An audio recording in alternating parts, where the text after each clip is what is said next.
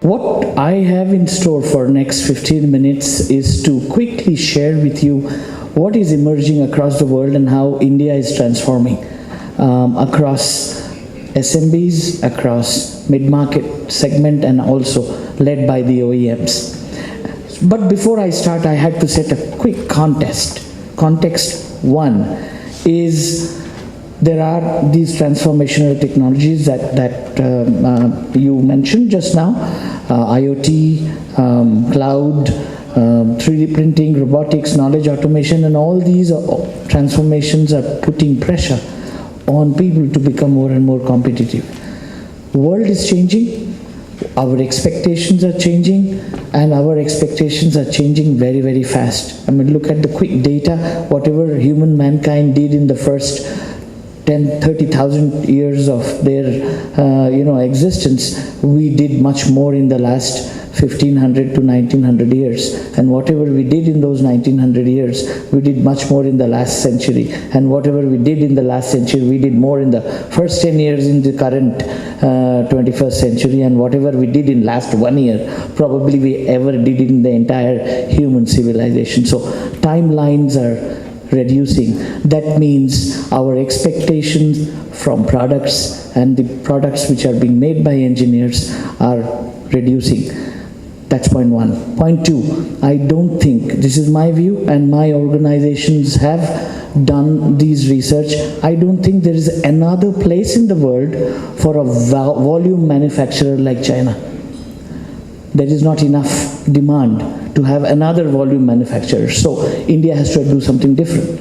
If we have to make in India possible, and we have to make global market as our playing field, we have to do things different. And I think a very good platform has been set in the morning by the Minister, Honorable Minister of Industries, where he said that we have the right kind of ingredients. We have the right people who are smart. We have people who know software. We have surplus power. We have surplus resources. We have great infrastructure being constructed and should be ready, both in terms of roadways as well as availability of land. We have to put ourselves together so that we can make smarter products. And you can look at yourself. We are in the process of using more smart products. The smartphone that you have, the television that you own at home, the cars that you drive are smarter than they were before. What it means is these products are more complex than before. These products not only are mechanical engineering, hydraulic products or hardware, made of steel. It is made of combination of various materials.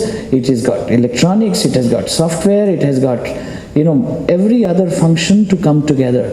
So for a complex products to be made, the processes have to be so followed. So there is an emerging concept called Industry 4.0. Industry 4.0 is not an Indian concept. It's a German concept. It talks about for the fourth revolution in the world. First being the steam engine, second being the electrical power, motive power, the third being these software and whatever we improved upon since last 30 years, and the fourth revolution for manufacturing is happening as we speak, and this is emerging out of the need of such customized goods whose life cycles are smaller, whose batch sizes are smaller. I require a product which is different from yours, so the manufacturers have to make many products. So the days of mass production is getting over. Days of customized manufacturing is coming in. So if we have to make customized product, that means that what is the difference between customized product and a mass production? In a mass production, every product is identical to the other one that comes out of a line in a certain batch. In the customized product, one is different from the other, but it comes out from the same line. That is the challenge. From the same line, how do we make different products? From the same infrastructure, the holy grail of Marutis and Mahindras, how do we make different models and variants on the same line? That is where the fourth revolution is hitting, where machines would be able to talk to machines, where electronic sensors, cyber connected IoT ready sensors would be able to send messages to each other and logics and algorithms will be built in, which we take decisions which we take on a daily basis would be built in so that machines can take their own decision. If there is a quality issue, it takes its own decision in improving the depth of cut or feed speed. Let's say, for an example, in a CNC machine. If a variant is the next product, then automatically it goes and picks up that variant input from the bill of material and introduces and picks it up from the bin, maybe a robo, and sticks it in. Of course, there are other debates and discussions on manpower skilling, on the impact on job market. These are discussions which people are doing, and that's where reskilling, unlearning, relearning, these are the topics and discussions which most of the organizations are discussing. So just to take you through the scenario of how it is being addressed, and it is happening out of India, I will share a few examples. I want to quote, we've heard of an author called Alvin Toffler. He died recently. He wrote a book called Future Shock. 35 years ago, 40 years ago, he wrote a statement. He said, illiteracy of 21st century is not about the ability to read or write. The illiteracy of 21st century would be ability to learn, unlearn, and relearn. And I think the time has come with all of us, where we have to adopt the unlearn and relearning ability. So quick look at what is Industry 4.0, what is digitalization, which is the very aspect of Industry 4.0. As I said, digitalization is the concept emerging out of the need of to be responsive and agile, to be in the market. On one side is the digital thread, which is the processes that we follow. I think many speakers made since the morning this point that we have to be in control of our processes. If we are not in control of our processes, we cannot make changes. So if we can digitalize our process on one side, and if we can digitalize our product on the other, we would be able to follow this digitalization maturity curve, which essentially means starting with 3D modeling, CNC machines, integration, organizing it, connecting it, then simulating it. We saw a few of those pictures and graphics during the previous speakers about how to simulate manufacturing, so that before you go into the shop floor, you actually do what is to be done at the first time right. I made an example of how to make multiple models on the same assembly line. If we could simulate 4 different models in advance by some process, and that is what I'm going to show you how. And then it comes down to manufacturing, and this is where you have a variety of manufacturing. So first comes the plant. Plants are across the world, and then you log on to one of the plants. You actually move forward. You then go check all the plant resources, what is available where, what kind of specs are available for the machines, what should be the process flow for those machines, what kind of people are there, what kind of skilling is required, what kind of people-machine interface is required, and simulate even the human-machine interfaces. Okay? Once that is done, it doesn't end there. We go forward to simulating an entire plant in a fast forward.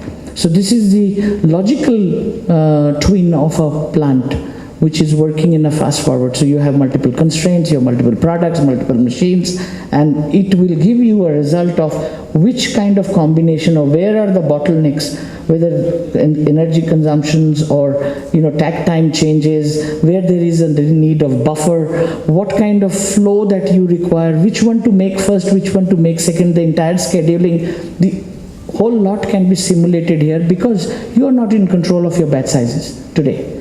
So the back flushing of ERP is actually, by the time your problem is reported on a Friday meeting, your problem is hitting the customer. And by the time you solve it, you have already under a penalty clause. So that's not the world we are in. We have to become more and more, change ready. So of course, there are many discussions on additive manufacturing and machining that we heard in the morning, but I'm talking about a hybrid machining here, where you add and subtract at the same setting. So you deposit it first, and then you finish it on the same machine. So you can imagine if this happens, what happens to our tooling? We don't require it.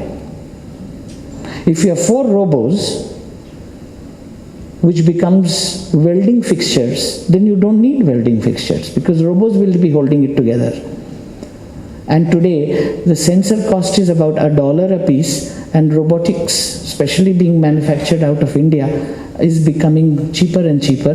And third point I would like to make, I think we have to get out of the comfort of cost arbitrage, because cost arbitrage is not sustainable. Some other country, somewhere, will become cheaper than us, and we will lose our cost arbitrage. So that is not sustainable. So the point I'm trying to make is, we have to be playing on a higher value. We have to deliver value and not cost arbitrage. We have to be sustainable, and we have to evolve innovation so that we can drive our businesses on the edge of intellectual property and not just, cost of labor. So that's it. I don't have any other message. It is just more and more examples of the variety of things that we are doing, and we are working with our customers. This is one of the examples. This is hair. We use these products in India, and the plant produces over 500 models from 16 general and 7 individual variant designs, 180% capacity improvement, over 60% decrease in personnel. Decrease in personnel means decrease in personnel from the shop floor. They have been retrained and put into places where they build the rules for the machines now, rather than, so it is not a person working on the machine anymore, it is a person working with the machine. That's probably the difference that is emerging out of it. And these are the kind of benefits that globally we have been able to put together, but the highlight of this is that 4 to 7% of the total cost and the 20 to 30% of the conversion cost, and it reduces the cycle time by 1/3. So these are the kind of benefits we are looking at, which is emerging out of a value-based decision making rather than cost-based or just a plain simple, kitna degi type of question. We need to go back and check what kind of digital threads we can adopt within the organization, whether it is just making a digital twin or a digital process plan or a digital maintenance plan or an integrated plan, and then slowly we can start implementing. This is a baby step process, so the idea is to pick up first the digital threads which are the biggest impact to us and start from there. But the time has come, most of us have to get onto the technology usage. One of the stories, one of my colleagues says that there was a big tree, there were many fruits, and we started to eat it, and then there were no fruits left anymore. But then you started walking outwards and you saw the whole tree is full of fruits, but it is high, so you needed a ladder. I think the time has come that we use technology as that ladder to reach the fruits which are there, but slightly far away from us. They are not low-hanging anymore. Thank you.